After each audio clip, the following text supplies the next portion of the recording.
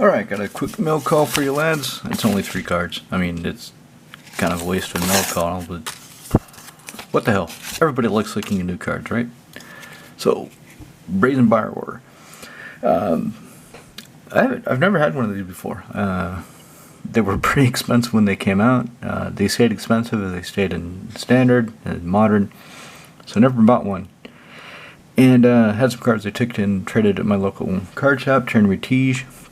And I wanted to get one of these for Edric. So I'm redoing Edric. Well, not really redoing him, just giving him a bit of a tune-up. Taking some cards that don't work in the current faster environment as well as they used to in the slower one that he was so dominant in. So this reason I got him, okay, petty theft. Well, the reason I got him for the same reason everybody played him in standard and modern, right? Same reasons. No difference. Yeah, bounce something, and then he can flash him into play. He's a fairy, so he works well with Spell Strutter Sprite. He's a 3/1 flyer, so if Tetsuko Umezawa's out, he can't be blocked. And if they don't have any flyers, they can't block him there either. So there you go. Maha, it's Feathers Knight. Ooh, this card's dirty. 3 black for a 6/5 flying trampler. Fucking 5 mana for a 6/5 flying trampler. 5. 2 years ago that would have been what? 6? 7 maybe? And ward discard a card. And creatures your opponents control have base toughness 1. For 5 mana. You fucking kidding me? And this is, I started the conversation with the lads I play with. What are we going to do about power creep? What are we going to do about the arms race that Wizards pushes on us by making more and more powerful cards? How are we going to deal with that? What do we want to do? And the genie's idea is, we just keep playing the decks that we're playing and we just keep going because power creep isn't so bad right now. I think he's kind of missing the point. Look at this. You would not have seen a card like this 2 years ago. This is power creep. Every set, they've got a couple more cards like this. Every set, they push the bar a little bit further. Not with the whole set, because that would be crazy. But maybe enough for the set where overall it's more pushed, faster. You don't get the setup time. You can't play anything slower. A lot of cards have been made obsolete, which means that you either play your obsolete cards and you're at a disadvantage, or you go get the cards that have superseded them, and you buy new cards. How long do you want to keep doing that? I want to just freeze my decks. I just want to say, okay, this deck is good, doesn't need any changes, it's fine. And some of my decks are going to be like that for a while. Edgar Markov, he's probably going to be frozen for a while. NMR, the same. Moldaratha, I expect. But some of the other ones, who knows? So anyway, this is going into Saskia. And then I got this, Mist Breath Elder. So 1 green for a 2/2. When I started playing, back in Revised 30 years ago, 1 mana would get you a 2/1. A Savannah Alliance, and it was a rare. Well, this is rare too, so fair enough. Okay, they didn't change that. But it was a 2/1. And it didn't have any extra bullshit. It was just a 2/1 for 1 mana at rare. Okay, at the beginning of your upkeep, return another creature control to its owner's hand. If you do, dude gets a +1/+1 counter. Otherwise, you may return dude to your hand. Okay, so the other cards like this make you bounce. The other cards like this, pick up a fucking creature on your turn. Don't screw with me, asshole. Pick up a creature. That's the other cards like this say. I think it's a Roaring Primadox. I think that's one of them. 4 mana for a 4/4, I think it is. Beginning of your upkeep, you pick up a green creature that you control. This guy says, if you want me to get bigger, you can pick up a green creature. And if not, nothing happens. I just stay cool, holding my fork to stick it up somebody's nose. It's kind of nutty, kind of crazy. And he's not worth anything. He was 35 crowns, which is like €1.10. But I'm going to put him in Edric because he comes down early and he lets me bounce my creatures that have entered the battlefield triggers so I can replay them. And I don't have to. I don't have to bounce them. If I don't feel like it or I don't have anything, I can just, okay, I won't bounce anything. Which is odd. So anyway, those two are for Mist Breath, and Brazen Borrower are for Edric. Maha, its Feathers Knight, is for Saskia. So let me show you what I plan to do with Saskia. And Izzy Schemy, my brother, you guessed it. This is what's going to be the draw engine in Saskia. So looking at Saskia, I want to attack. I put a boatload of creatures of evasion. I've got at least 4 creatures of shadow. So some of my creatures are going to be getting through. Well, he kind of makes sense. He'll draw me some cards. He's not going to draw me as many cards as a dedicated token deck or Edric, but drawing 2, maybe 3 cards a turn is still a pretty good advantage. So there's that. Then I found my Cabal Coffers. I thought I couldn't find it. I knew I had an MH2 Cabal Coffer sitting around somewhere. I didn't know where the hell it was. And then I was going through SIG. Cabal Coffers, okay. Card. Cabal. SIG had 2 Cabal Coffers. I borrowed a card from SIG for another deck, and for some reason I thought it was Cabal Coffers. I gave it back to him, which meant he had 2, which meant he can lose 1 for Saskia, which is kind of nice. So I'm winning.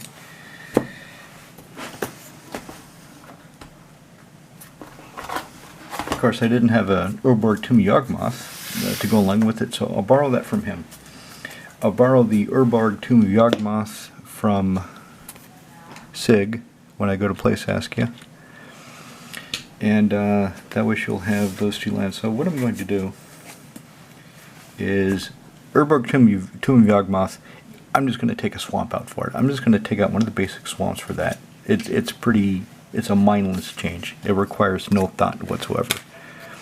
These other cards, however, I don't know what I'm going to take out, so I need to think about it. And I'm going to do what I did yesterday because it worked pretty well. Cheers.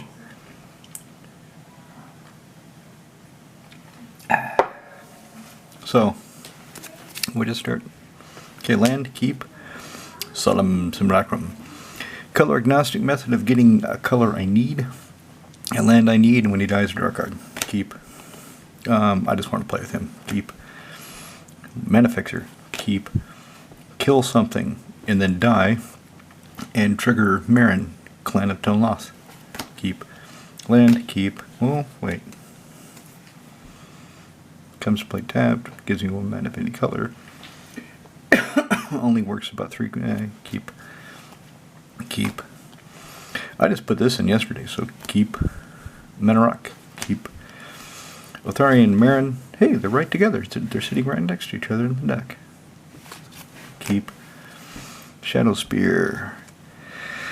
This random, your opponents lose hexproof and indestructible on their creatures, is reason enough to keep this in here, because that might become relevant. Questing Beast. Okay, he's a 4/4, Vigilance, Death Touch, Haste. He can't be chump blocked. My combat damage can't be prevented. Whenever he smacks somebody, I can also smack a Planeswalker. Yeah, I better keep him. Death Denied, Graveyard Protection. But do I need it? Let's think about it. Command Tower, keep. Grave Titan. He makes tokens. He's got Death Touch. And he's cool. We'll keep him for now. Hammerheim. Okay, this, so really I should take out a land that doesn't really do anything for the Cabal Coffers. Stroke of Midnight. I don't have much removal in here, so that needs to stay. Land. Shadow Creature. Temple Garden. That'll be Urborg. Doubt the Embrace gets my creatures through. Makes my creatures effectively unblockable. So I can smash people. And Toski's out, draw cards. Burn out the small creatures. Doesn't do anything. Toski's indestructible. I want to try this. How long have I had this card? 10 years? 12 years? And I keep not playing it. Well, I just want to play it. I want to see if it works.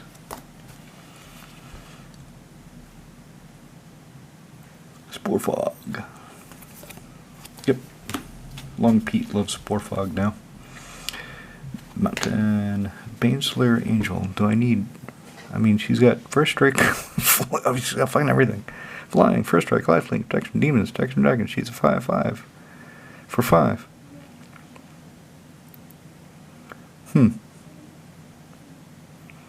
5 abilities.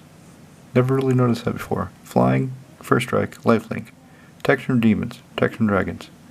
There's 5 abilities for a 5/5 flyer. This is pretty cool. And Lifelink. I don't have anything in here where I'm eating my life though. Maybe that should be Gamal Coffers. Korath Knight. Ah, yeah, this guy. Find land. Find land. Land finders. Ho! Okay, Opal Palace. Taps 1, or you should probably just keep this in here to make Saskia bigger. Exotic Orchard, Wooded Foothills, Gateway Plaza. So I put this in here as another way of getting the, I mean, she's got 4 colors, so that's kind of hard sometimes. Damn, kind of hard to get the colors. So I put this in here. Originally I had, I think it's Crystal Grotto. Crystal Grotto it's a filter. You spend 1 and you tap it. This, you pay that 1 up front. So it comes to play tapped, you pay that 1 up front, and then after that you can tap it 1 mana of any color, whenever you feel like it, as long as it's untapped. So I want to test this out and see if it's as good as I think it's going to be. Arid Mesa Keep. Blood Baron of Viscopa. Lightlink Protection. Okay, maybe Maha would be better than him. Dualcaster Mage, a little bit of protection. Basilisk Collar, fantastic when the Inferno Titan. Overgrown Tomb. Maybe I don't need this as much because this, it's kind of a magnet for removal. It's one of the first things my opponents want to blow up. Typically, I play it on turn 3, 5, or 6, and if I play it on 6, often I would only have 6 mana. You know, if I have mana rocks to help pump it out,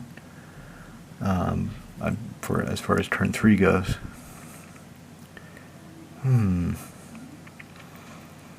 So it gets blown up pretty quickly. My opponents don't like it. They go after it. Doubles my mana production, makes my creatures bigger. But when it hits, usually I can't take advantage of it, and a lot of times I don't get any turns at all to use it before it gets blown up. So let's think about that. Bayou, keep Garthos Tyrant. Maybe I should take him out because, okay, so Flying Haste gains control of all dragons. Not a whole lot of other dragons being played right now. I mean, there's random ones like Scythix. In Cube's Poison deck, who else plays a lot of... Nobody really plays a lot of dragons. Long Pete plays knights. Ramon plays either Kaiser, Legion's Emperor, or he plays blue-black horrors, black-blue horrors.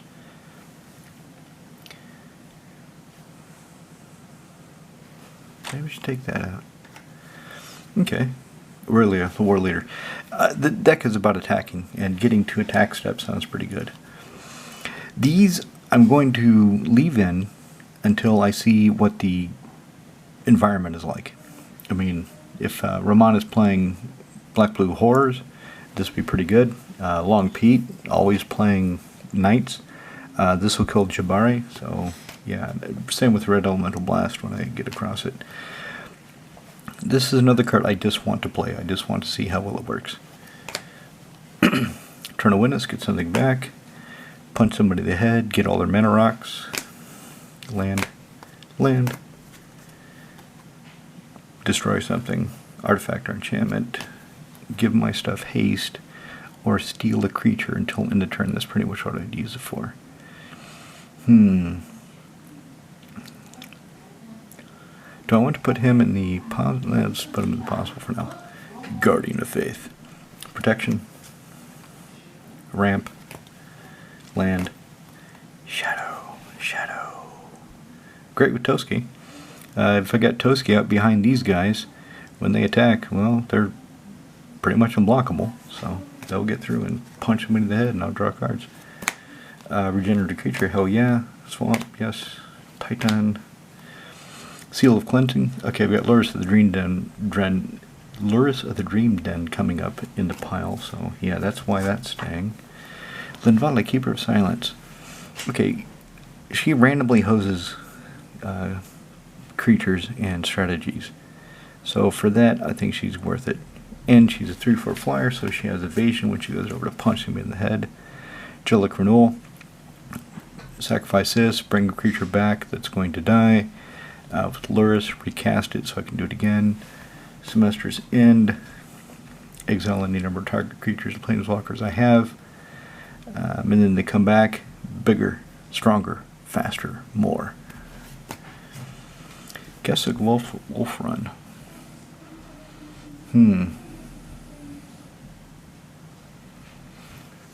Maybe I should take out a card for coffers instead of worrying about taking out a land. Okay, there's Lurus, the Dream Den, works with a lot of things I've gotten here. Soul Ring, works with a lot of things I've gotten here. Garruk Unleashed. So, creature gets +3/+3 trample until end of turn, or I create a 3/3 beast, and then opponent has more creatures, he gets a loyalty counter back. -7, Emblem. At the beginning of my end step, I can go find a creature card in my library, throw it in play, and then shuffle every of my end steps. So it takes 4 turns to do this. So he comes into play. If I tick him up 3 times, and then he'll be at 7 in the next turn, I can -7 him and get it. And then, of course, he dies. He says, "You abused me, man. You abused my trust. You took all my loyalty. I don't love you anymore." And he fucks off into the wild. Is he worth a slot, though? Is he? Because, okay, so 3/3 and trample. That's pretty good. And then the beast creature. Well, I don't know. Let's put him up there. Land. Sigarda randomly protects me, so there we go. Shalai, Voice of Plenty, randomly protects me and my creatures, so there we go. Mana Rock. Land. Land. Okay, another way of killing all the small creatures. So, this will kill Toski, of course, because it gives him -2/-2, and Toski go and croak and die, and that's it. And then I have to resurrect him somehow, which shouldn't be too hard. I've got black in the deck. So, kill the small creatures so my big creatures have more room to fight. City of Brass. I don't need the colored mana. Land, land, land. 12 visit. Go find a forest, throw it into play, shuffle.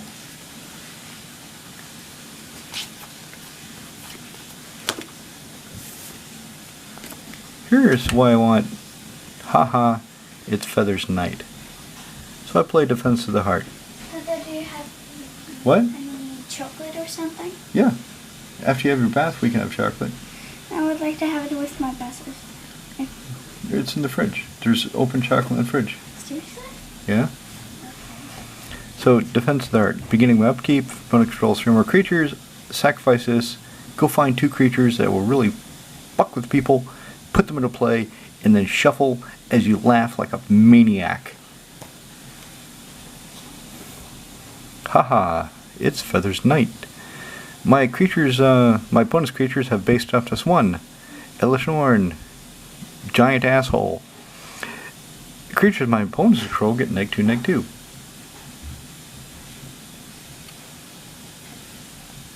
For 4 mana, if I can pull it off. And a lot of times I do pull it off, because they just, it's not like Mari's Wake that's impacting the board. It's potentially going to impact the board if my opponents really don't worry about it. So that's why I got haha. So I can do this. And if nothing else, I mean, if Elishnorn has already been played and has been exiled, I don't have access to her, I can go get Inferno Titan. And I can kill 3 creatures, because when Inferno Titan comes into play, with haha, so that come into play, all my opponent's creatures will be 1 toughness, and Infernal Titan will let me do 1 point of damage to 3 different targets, killing 3 creatures. Sounds like a, you know, it's a pretty good plan, don't you think? I think it's a good plan. Chaos land, Shadow Guy that can redirect damage from my opponent to one of their creatures. No! When he hits any opponent, I can redirect that damage to any creature. So I can attack somebody, and I can hit that guy's creature. I don't have to hit it. I never realized it before because I don't really play this card that much. That's interesting. Beacon of Unrest. Put target artifact creature card from any graveyard onto the battlefield under my control. And then shuffle it back in. Land, Red Elemental Blast to go with the Pyroblast. See how they work. Sun Titan. He won't bring Toski back, but he can bring other stuff back. Or a Stronghold, that'll bring Toski back. Thundermaw Hellkite. So if haha is in play, and I play the Thundermaw Hellkite, when it comes into play, all my opponent's flying creatures die unless they have something that makes them bigger. Yep. Sword of Sin and Steel, protections, bigger, destroy. It's fantastic. Blitzing Mire. Okay, board wipe and land. I'm trying to get through this quickly as possible. I just want to make a 30-minute video tonight, so, and I still have to open the pack for today. So what do I want to do? Let's take out Karthus for haha. Okay, what am I really losing? So I'm losing 1 power, 2 toughness. I'm losing 2 off the casting cost. Gain control of all dragons. Not that anybody's playing dragons right now. Other dragons have haste. Not that anybody has them to take and give them haste. So that's probably a pretty good way to go. And I would just put Karthus in my... I had him for sale for a while. I had to, after I broke up the Karthus deck, I decided to sell Karthus. What I'll do now is I'll just put him in my art binder and keep him for when we go back to Tarkir. Somebody asked me why I do this. I do this because the perfect fit sometimes when you slide it in, it rides up. Here, I'll demonstrate so you can see. So you can see it better. Because I did a video where I was sleeving a bunch of cards. So, see? So it rode up. So I put it in. And what made me, what I thought about after is, so if he's asking why I do this, how does he get over this problem? Because it must happen to everybody sometime, because there's different width of sleeves, different tolerances. Some of the cards are just a touch wider than others. Okay, so Karthus is out, Haha is in. I still need to do Toski. He just makes things trample, and potentially I'll get the emblem. Let's put Toski in for Garuk. So again, I'm taking Garuk out of a deck. Okay. And then Cabal Coffers, what do I want to take out for that? I've got 37 lands now.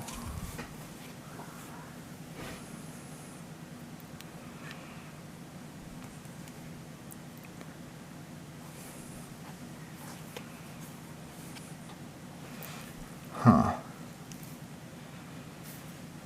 Do I want to just take out a basic land? What's my lowest? Red is probably the color I have, yeah. I don't have a whole lot of red. I just took out Karthus, which reduces it further. So, right now, I have 37 lands, 6 of them find other lands, the fetch lands. So I have 31 mana producing lands. The only ones that require an additional condition are Exotic Orchard, Gateway Plaza I have to pay for when it comes into play, Path of Ancestry comes into play tapped. You have my Hollow and Verdant Stronghold, Volra Stronghold are kind of spell lands where I don't want to tap them for mana. So I probably should take out another card for the coffers, other than a land. I'm not sure what to take out. And the reason I want to put coffers in is so I've got extra black mana for that Dalthy's Embrace, because it costs 2 black. Costs 2 black, target creature gains shadow until end of turn.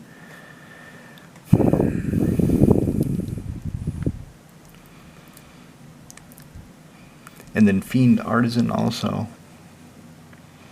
So I can crash that and start finding creatures and putting them into play.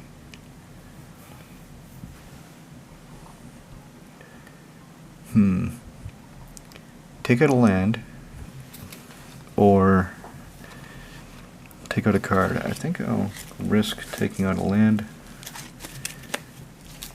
because of course if I put in Urborg, Tomb of Yawgmoth, Cabal Coffers becomes a swamp. I should probably put in Yavimaya, Cradle of Growth, so that gives me another. Okay, so I'm going to take out a forest and put in Yavimaya, Cradle of Growth. I'm going to take out a swamp for Urborg, Tomb of Yawgmoth, and I'm going to take out a mountain for Cabal Coffers, because I have that Hammerheim anyway. So Hammerheim kind of does the job. So that's what I'm going to do. So mountain goes out, coffers goes in, forest goes out, you have my Cradle of Growth, which is basically a forest, goes in, swamp goes out. Okay, so those are the changes I'm making. We'll see how they work. Let's get to today's pack. Pack of Foundations. There's a foil in every pack. It's guaranteed. You can trust wizards when it comes to that. Can't trust them so much else. Sons of bitches. Omniscience. Ooh, this should be pretty. Okay, that's weird. That's really weird. I think I like the other Omniscience better. Okay. So what do I get? Banishing Light. Mocking Sprite. I love this. Look at me, everyone. I'm a high fae. Watch me do important high fae things. That's just hilarious.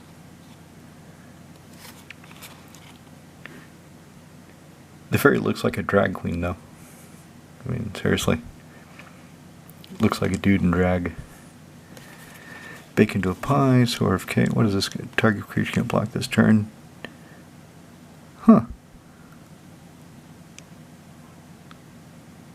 Okay. Bite down.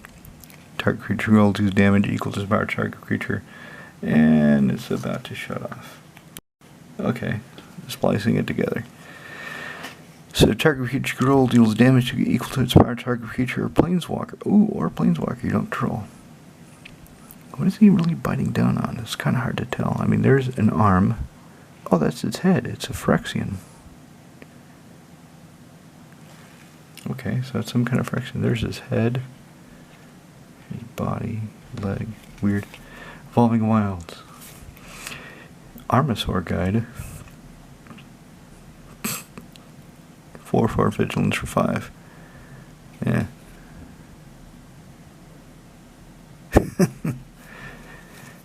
Goblin Negotiation. What does this do?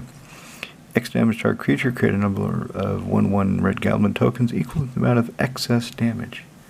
Okay, the excess damage. Okay, that's kind of interesting, I guess. Felling Blow. Who cares? Divine Resilience. Oh, this is the one I wanted. So 1, target creature gains indestructible in turn. If it was kicked, instead any number of target creatures you control gain. Okay, perfect. Doesn't get them hexproof though, but still it's pretty good. I like it. Eager Truffle Snout. Okay, 4/2. Whenever this creature hits a player, create a food token. It's got to train.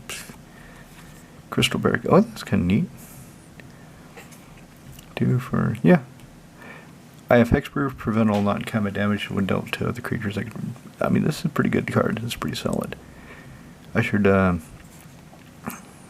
problem is, what do I play it in?